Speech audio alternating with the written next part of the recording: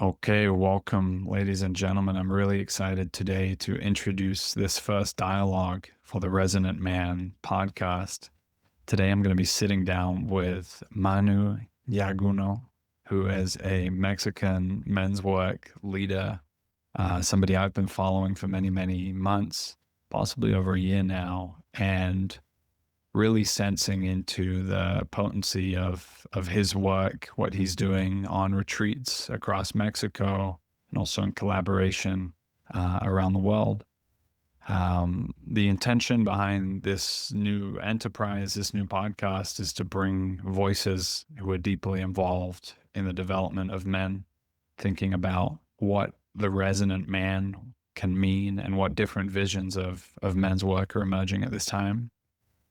So with that, I want to welcome Manu to the podcast. How are you doing today? Thank you for the invite, brother. I'm doing good, kind of like getting myself ready mentally, physically, and emotionally, as well as spiritually for a retreat that I'm going to be hosting next week. So I'm like getting ready, being tendering to my family as well, kind of like having more time with them since I'm going to be out for some days. So yeah, I think I'm in a good spot right now, in a good place. That's how I feel today. Mm. So it's going to be one of several collaborations you've done with Sacred Sons. Looked like a really, really awesome retreat, Convergence, coming up next week in Mexico. Hopefully, if there's one next year, I'll be at that one. But maybe just to begin with, to start with a really foundational question, what is men's work for you? Men's work, I think, humanizes us as men. I think men's work it's being present in all of what we are and understanding and getting to know part of us that have been collectively and unconsciously rooted on our systems, on our minds, and how can we help that evolution or kind of like remove from that root whatever's not working for us anymore Mm-hmm. and start creating a new way of being, a new way of walking life, a new way of being a man. And how does that look? I think that's the work. We're figuring that out together as men. We're figuring Mm. out what's the best way to be in a better relation with ourselves and with all that is, right? Appreciating that sense of men's work also as a question, like something that we don't know yet, the full meaning of it as well. Um, what was the origin? Like, if somebody asks you why do you do this? Why are you involved in this work? What comes to mind? That's a really good question. I started because I felt alone as a man doing work in general. Like I remember when I started over 10 years ago doing just my own self-development or my own path, there was a lot of women in this space, right? And a few men. And I felt like there's still something missing. So then I started getting closer to men, kind of like to understand what was going on. And this suddenly I realized that I needed a space for myself, another man to figure out and to not feel alone and to start creating brotherhood. Because there was things that women couldn't understand that I was going through, Mm. but maybe other men could. So then I started creating spaces. I started also collaborating with Sacred Sons, training with them. And for me was that just needed brotherhood, needed different mirrors that could show parts of me that I wasn't able to see by myself.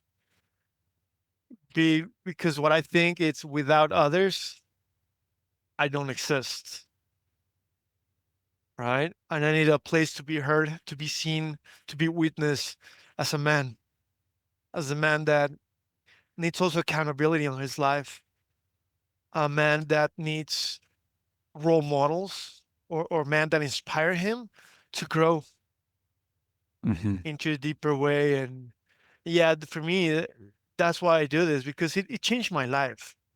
After I started going into this, it just changed my life. So I said, yeah, I want this as a way of living, not just as a good weekend, you know? Yeah. Yeah. Not just sort of a therapy that you go and do and then you go back to normal, more like an integrated feature of your life, a medicine that you want to deepen into potentially. Um, do you feel like there's something ancient or foundational that you came into contact with about being a man that you couldn't find outside of this kind of initiatory space? Yeah, definitely. I think, uh, well, around 10 years ago, the same, a little bit more, 11 years ago, that year, my son was born and my father passed away. So for me, it was like a big thing. What happened? Mm. I was going through a divorce as well, and all of that happened at the same time.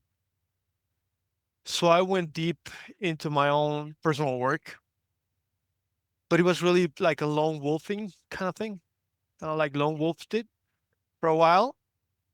But there was still that initiation, that rites of passage that I never really had growing up. And I did not know I needed it until it happened, right? Until I leaned into that. But it was weird because I think it all happened organically in the way that as I was doing my own work, just there was a calling to dive deeper into the question what it means to be a man. Because I had another living being that I needed to provide for, and not only monetarily, but my presence and become a better father too. So those questions started popping up naturally. And I decided to go ahead and try to answer those questions. So I would say it was deep in me, but I needed to take some layers out of my way for those questions to start showing up in my life. And what were the first kind of spaces that you encountered, or where did you first find your way towards that initiatory space?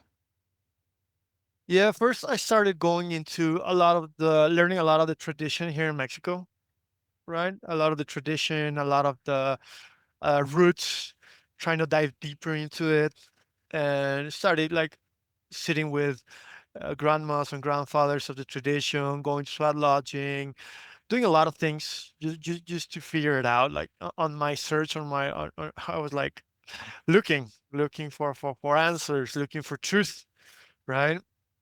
And I think that started moving things inside me that got me to the point of start uh, looking for other men. Like it was like really organically, very naturally, because it just showed up in my life. I remember one of my friends just came up to me one time. I was like, "Yeah, I just went to ceremony and something came up, Manu, like to create a space for you, for another brothers, and just have conversations around those." And I remember that was like we were four of us every Wednesday at 5 a.m. in the morning, like figuring out how that was. So we started doing our own circles, right? Talking about what hurts, talking about our tools and our practices to share with one another. And then that's when I was like, why don't we do something live, right? Why don't we just go on Saturday and try to figure out what we can do? We could do Sweat Lodge. We could just do something and just get Hmm. together. And that's when I started. And that was the first circle that I did. It was over a weekend. It was a camp, Saturday to Sunday, and that changed my life forever. Mm.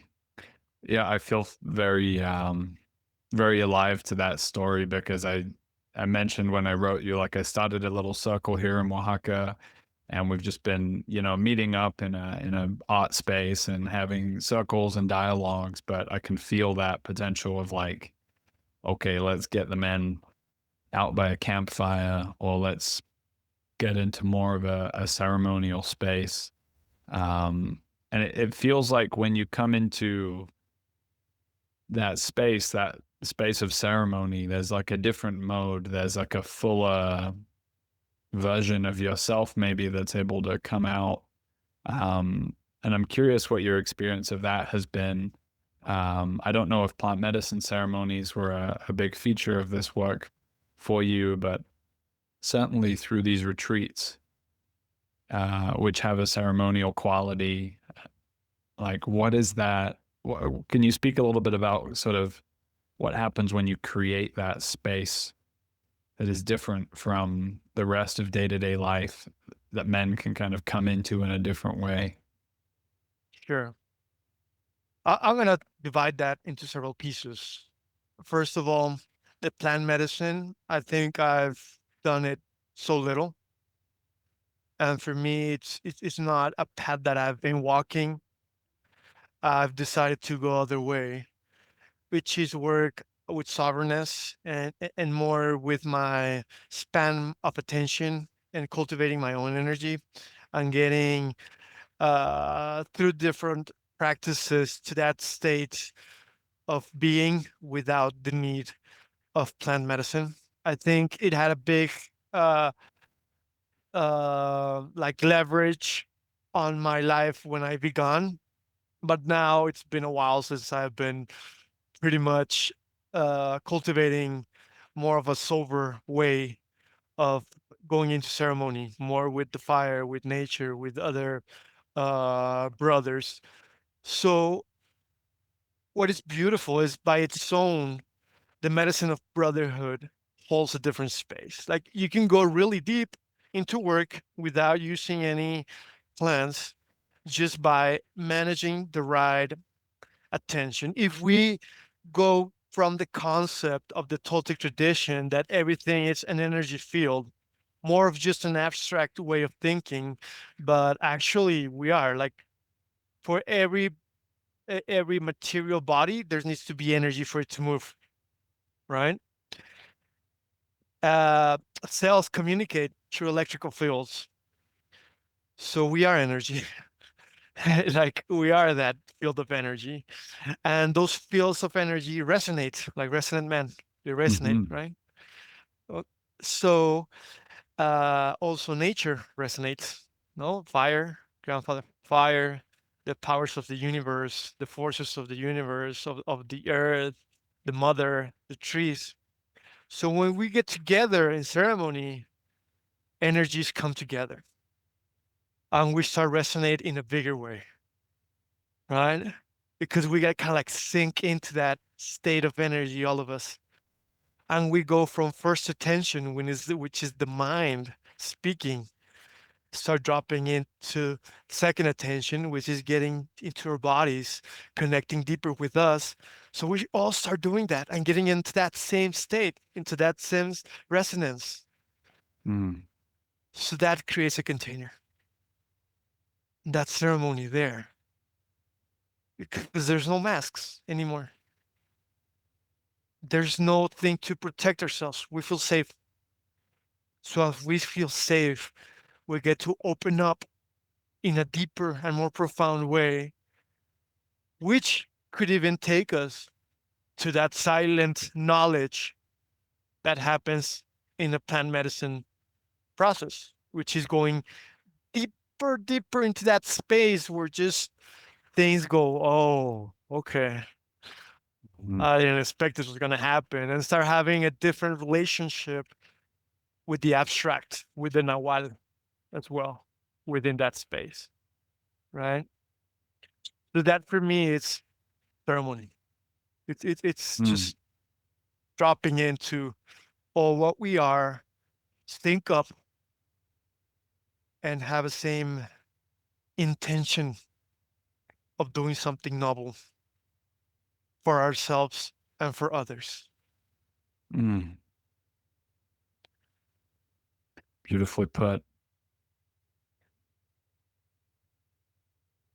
You've spoken a little bit already to the spiritual component of this work. And I'm wondering for you, how much of a part that has played, obviously, in your personal journey, but also when you're opening a circle or you're holding a retreat space. Like, do you feel like you're working with spiritual support or some form of some form of support that is not just coming from the men in the space, but beyond the men in the space? What I believe so is, like, one time I was in a encounter or an event in Riviera Maya, in La Selva Maya, in the Maya. And the first night we had to work with the fire. So the fire was there, all big, like there present. And then the night, like the other night after that day, it was raining. So we couldn't do a big fire. So we put candles, right? So I was just looking at the fire and I said, wow, how this fire now is fragmented into different pieces, into different bases, but Mm-hmm. it's the same fire, right? So it's the same fire. So everything holds spirit and it's just fragmented in Omeyocan, which is this duality world we live in, into different us, into different vessels, Mm-hmm. which you could call plant, it, you can call animal, you can call human, and obviously the invisible, which also is there, right? But Mm-hmm. at the end, I see it as all of that coming from the same source of spirit. And when the intention and with the attention, it's done, and it's noble and it comes from the heart, and the right offering is done, and the right requests and the right permissions and the right just being grateful to everything around us. Definitely there's support from spirit in all its forms, in the invisible, in the visible. So everything it's working towards one big collective uh, intention where that energy is going to go. And obviously, you have support.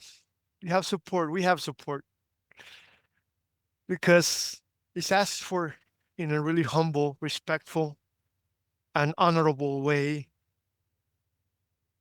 kind of taking away our personal importance and understanding that we're part of something bigger than ourselves and that we're not that important as we think we are.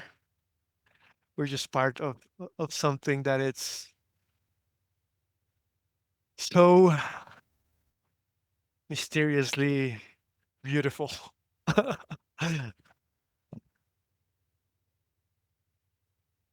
Another kind of thread that I was thinking about in relation to this, um, looking at some of your Instagram posts around energy and the importance of our energy, our frequency, um, was kind of around how you cultivate and how you guard and increase the potency of your energy as a man. Obviously, today we have an enormous amount of what I would call energy leaks, whether it's pornography, alcohol, other relationships to substances, loss of attentional clarity, um, relationships that are not in alignment. So I wonder if you could speak to the role of cultivating that kind of energetic coherence in your journey and what you've seen with other men right now. I think for me, like the mastery of your personal energy is like one of the first steps at man's work. Like if you don't have your energy really set, then how are you going to evolve? And how are you going to bring different habits or different things into your life when you're not using your energy properly? Right? We have several amount of energy in our day. That's it. That's what we have. Mhm. Obviously, you could increase it obviously biologically, but I think internally it's also important to understand that you're never going to have like, oh, I have over energy that I could do like a bunch. No, you have several decisions you can make in a day. You have several things you can do in a day. That's it. But now, do you know where are you using your energy? And there's something that's called the energy usage inventory, right? Would you start understanding and kind of like acechar, like start observing really closely where's your energy going? Not only in the cell phone, not only in pornography, not only in addictions, but also what thoughts are taking your attention throughout the day. What emotions are there that are taking your attention? All right. So, where's your energy going to your emotions, to your thoughts, what actions?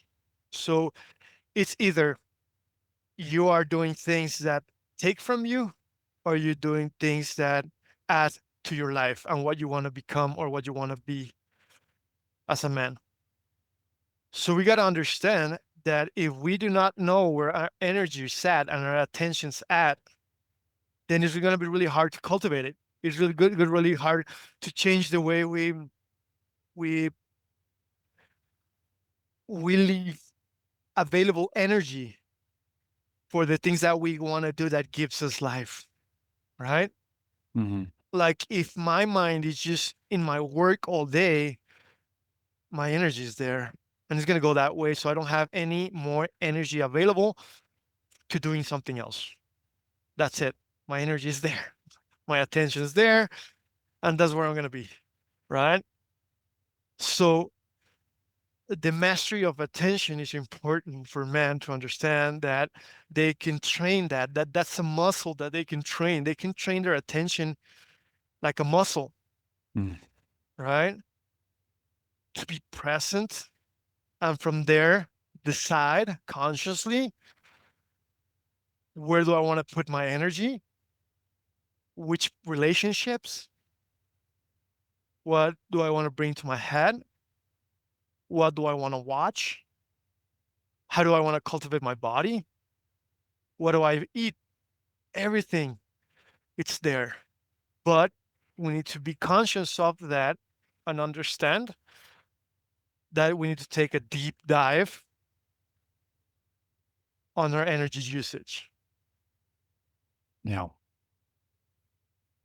Yeah, especially with the amount of systematic attacks on our attention, it's definitely not a neutral playing field with algorithms on YouTube and Instagram and so on. On that thread, also, I wonder, particularly for younger men like myself, obviously the other sex can be one of the biggest possible distractions of energy as well. And I wonder, in the context of your work, how you've been thinking about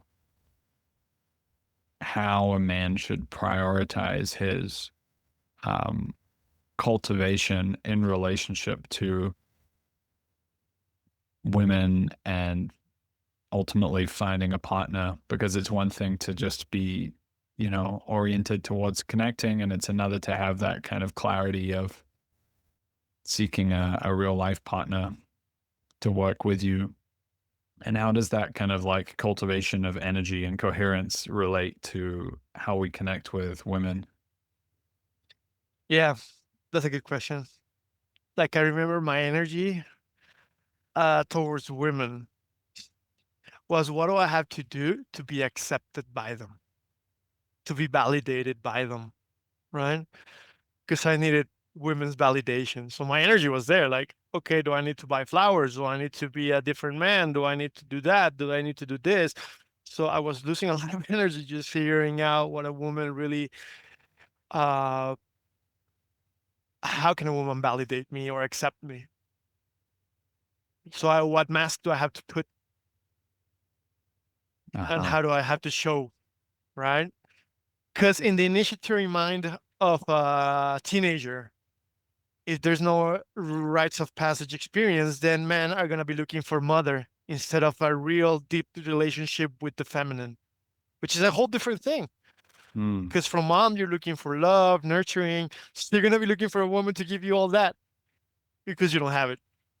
So you're not looking at a relationship for, you need a woman in your life to tell you and to love you and to nurture you because you need it, because there's a void there that hasn't been filled up with the relationship yet you hold with the feminine within you, right?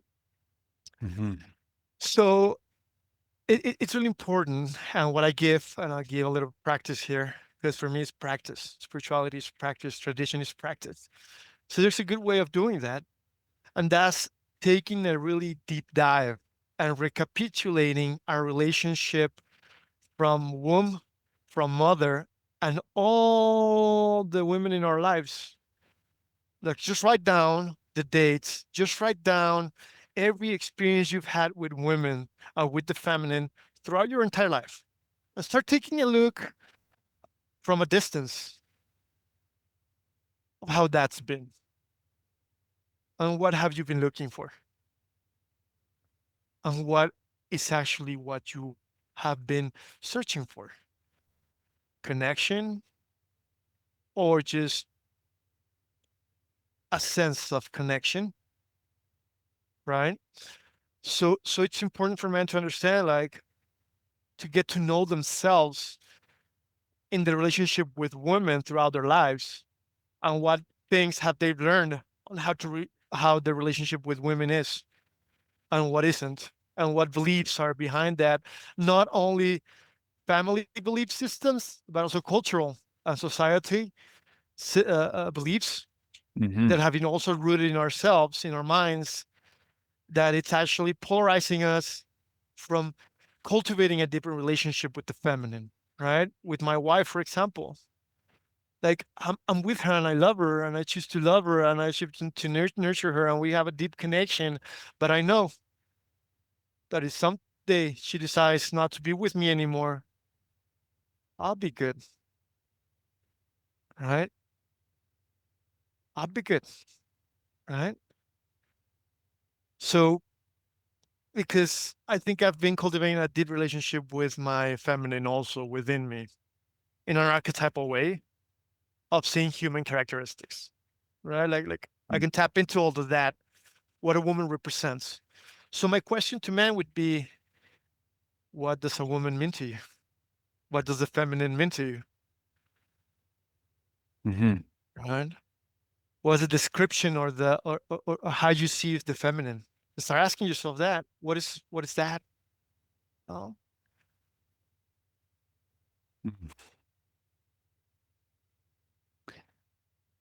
I wonder also on that note about, you kind of touched on that polarization that is really, really present right now. Especially I feel in the Western and Northern world. In Mexico, maybe a little bit different. It feels still, there's different problems, different kind of polarity here. Um,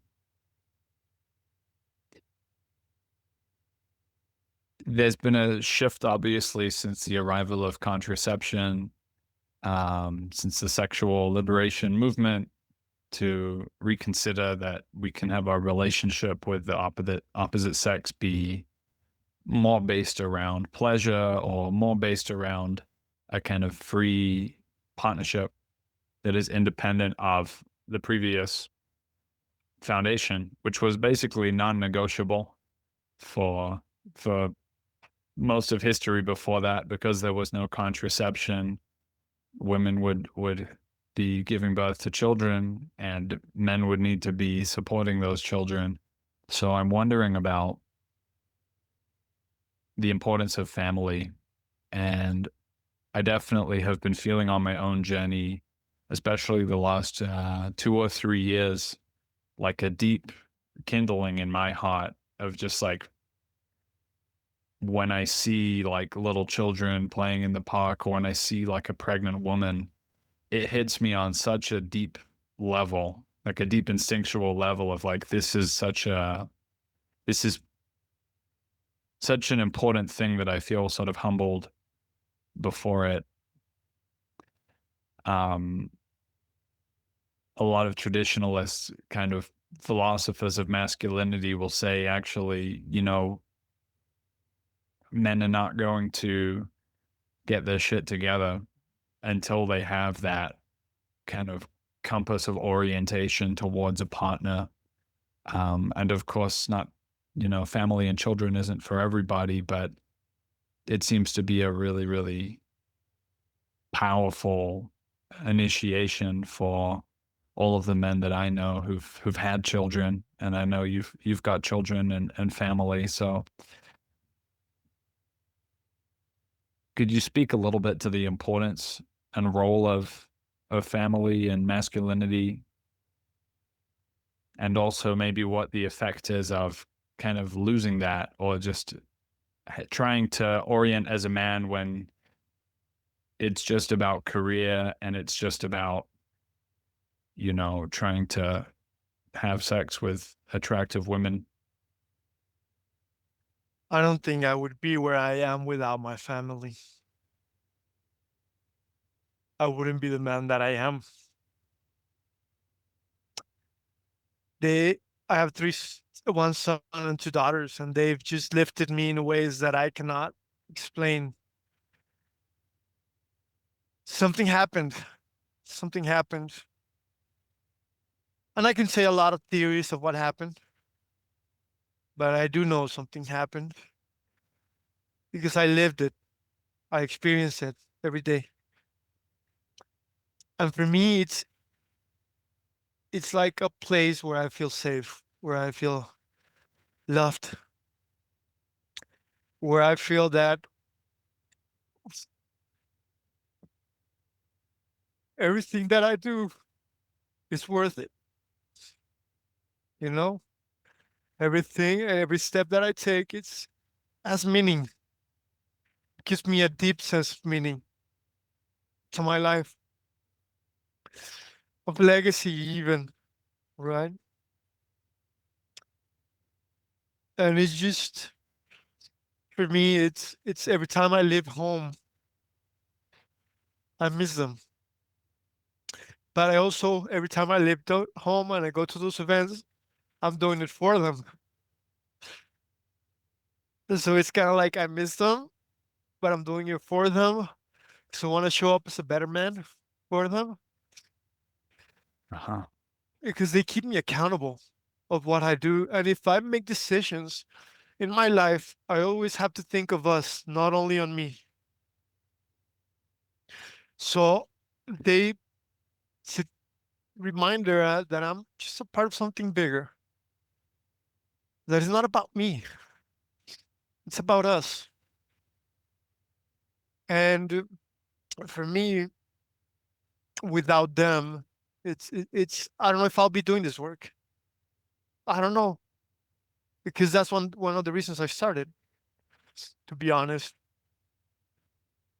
And I feel that if you're being called to it, because I've seen brothers how they step into this work, they start doing the work, and that just comes out like they want to be fathers. It's like very happens a lot. in this work. Like I see men coming into this work now, it feels like organically or just naturally, like without putting any like men have to do this and that and that. No, it just comes out. It just naturally, and I feel that necessity of having a relationship in a deeper way, in a deeper connection, then that comes in the way that I want to have children. I want a deeper connection to that. So it's just like something that happens. I mean, I've seen a lot of brothers and I've witnessed a lot of brothers that lead these movements of men's work, which when they started, they were not sure they want to be fathers, and now they're fathers, right? And that for them, that was like a prayer that happened. Mm. So you don't have to. No, you don't have to. Like you could do the work, you could do all kinds of things, and you don't have to be a father if you don't want to. Like that's a personal decision, and that's something that's respectable for everyone. But when you become a father, something shifts. It's a different level of understanding, of love, of responsibility that it's worth every every time I'm with them. So yeah, for me it's just I like if you take my family away, I don't know who'd I be. It's as simple as that. Wow. Thank you for that. Um, I appreciate the flow and tempo of this conversation. It's nice for me to be able to move through so many different areas with you and touch on these different depths. Um, I wanted to also touch on the intercultural dimension of this work and of my reaching out to you as well. I feel just being in Mexico for me has been a really initiatory place. The frequency of Mexico, the frequency of South Mexico and Oaxaca is very different to the frequency of Northern Europe and the United States. And with that comes a context of masculinity as well. And some of the obvious challenges that come to mind around that is what people refer to as the machismo, or the long history of absent fathers, the shadow of violence in Mexican society. Um, and so I'm really curious for you, Manu, having been in this work for so long, how have you sort of encountered those specifically Mexican or Latino challenges in the context of men's work? And then on the other hand, doing this work with Sacred Sons, working internationally, what do you think is like, what do you think are our particular challenges, and what do you find is just universal across cultures when we're talking about men's work and the challenges of masculinity today? I see it as layers, right? There's like different layers of it. Like there's the surface layer, right? And a little bit about your family belief system, right? Like how you grew up, depending on your family, depending on the figure of a father that you had. I had an absent father, so I had to figure out that by myself, right? So my father was absent, and so I didn't really have a role model or something to that I could see. It was like, oh, okay, I want to that seems like a good way that I want to walk towards. And the problem here in Mexico is like now there's the culture of violence that young kids are seeing as aspirational, and that's scary.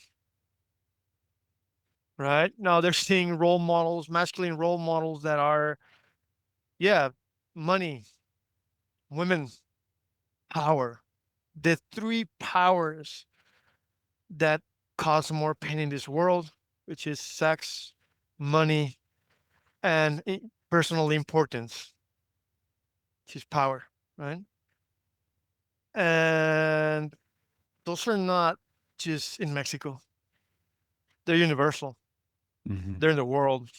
Those three things. And I'm not saying they're evil or satanize them. No. What I'm saying is that we need to understand how to deal with these three as men, right? Sex, sexual energy, money, ambition, and money energy, and the ego and the personal importance of the power, right? And that's universal. Now, there's layers of that. There's depth within all those things. Because you could go to the cultural aspect, then there's the religional aspect as well. Like I grew up in a Catholic space, and how does that affect the father figure of the great father and the great mother, the Virgin Mary, for example, all of that. So that has an impact as well. So the religious piece, there's the social piece, the religious piece, the family. So you start going into depths, right? There's once you go deep, deep, deep, the pain is the same. It's human pain. Beside your cultural background, it's the same pain, right? It's the same hurt. So, with my experience, I've also been facilitating in other spaces in Latin America. I've been facilitating in the US, Europe, Latin America. Once you go deep through those layers and look into a man's eyes, you will find his soul. And it's the same. It just expresses itself differently depending on your cultural background, depending on where you grew up, on your family system, depending on the religious beliefs. But at the end, deep, deep, deep with that is the soul. And for me, also, we're all the same once it also comes to nature. So when you take all the symbols away, even in traditions, when you take everything away, it all comes to the same place, to nature, to humanness, to earth, to fire, to soul. But beliefs get on the way. And the problem nowadays is that everybody takes beliefs and makes it their own just because they saw it on a video, right? Oh, I think that's right. I'm going to believe it. And now I believe it. But they don't experience it to see if that belief is going to hold once they go through complicated times.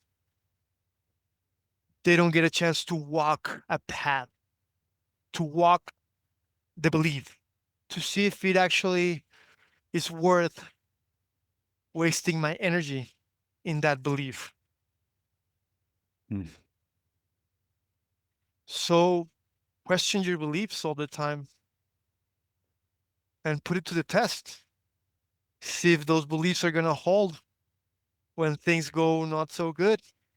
Or see if those beliefs are going to hold, and how those beliefs hold when you are in relationship with your partner or with your daughters or with your son, or if that makes you a better human being.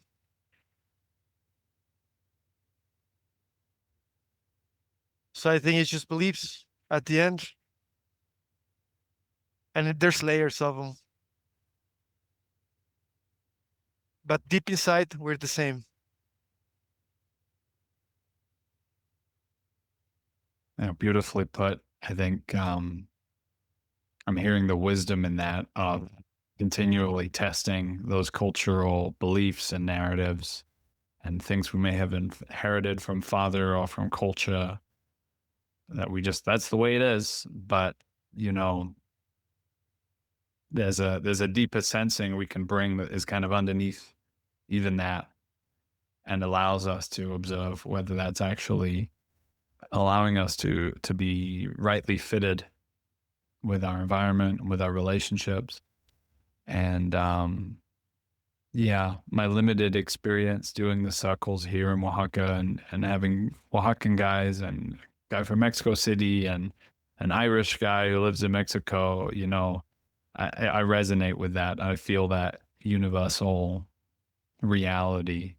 And I feel like the medicine path for me is always bringing me towards that kind of a certain kind of indigenousness, to just meet people at the level of body and soul, and that kind of deep encounter that goes underneath some of the cultural blocks, you know, and also just being a cultural pilgrim as myself, like, you know, being here. It's one of the great gifts of this land of Mexico for me, is that most people feel like they're operating on that level. You know, there might be a brief moment where there's kind of like a whatever gringo guero cultural bullshit, but when I come from the body and I come from soul and I come with a smile, like, and a good buenos dias, like, people, all of that falls away, and it's just about the energy of the encounter. So I'm sensing maybe we draw to a close soon here, Manu, but I just wanted to close out on a couple of closing questions here. The first one is, what do you see as the future of this work in society and for you? And the second is, what is a resonant man? Mm. Okay, the first question is what I see the future is an ancient future, right? Adapting all the traditions, unifying, going to the root of them, not just the surface, because not because you know the symbol, you know the surface, right? So we need to start going deeper into how that tradition or that practice is actually going to make me become a better man, right? A better human being, right? So I see that way of kind of like going back to those roots of traditions. And instead of appropriating ourselves from symbols and all that, it's actually learning it, actually walking it, actually understanding the deepness of it. So that way we become it, right? So it's a lot of integrity, a lot of being impeccable. So the future of this work, I see it as rooted in deep practices, rooted on a way of being. And it has to be more than just the surface of it. We have to go deeper into bringing those practices from those traditions, not appropriating ourselves from nothing. Like, no, it's actually inspiring ourselves to evolve the practices into what's needed in the world today. So how can we evolve those practices? Because we have different challenges that our ancestors did.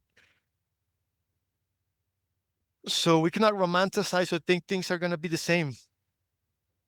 But there's so much beauty of what they had learned and understood, which has been passed down into all of us in a different way of talking. Like, right, like in the future, in the past, there was codex, los códices, right? Mm-hmm. There was hieroglyphics. Now we have other things to communicate with. It's not the same. So how we can become bridges for our future generations to come, and that's a responsibility, right? So I see the future of this work is bringing deeper practices, and having more live traditions in our lives. To become a resonant man, a man that is present within himself, a man that has a series of practices that help him resonate, that help him expand, that with his presence, with his resonance, he doesn't need to say a word. With his example and what he resonates, he inspires others, not by telling them what to do, but by showing them the way, by his way of walking, by his way of being, not saying, hey, you need to go this way, you need to do that, or you need to be this man. No. Let me show you there's a different way. How? How I walk, how I talk, and maybe I inspire you. How I live my life, how I resonate truth. That for me is resonant man. Yeah. Beautiful. Thank you so much, Manu. This has been an incredible gift of a conversation and a beautiful start to this series. So I'm super excited to share this with our listeners. And that was a beautiful close. If you have any further pieces you wanted to add, you're welcome to. And we'll draw things to a close here.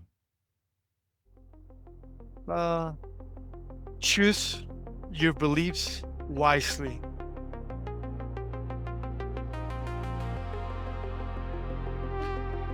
On that note, folks, thank you for listening and stay tuned for the next one.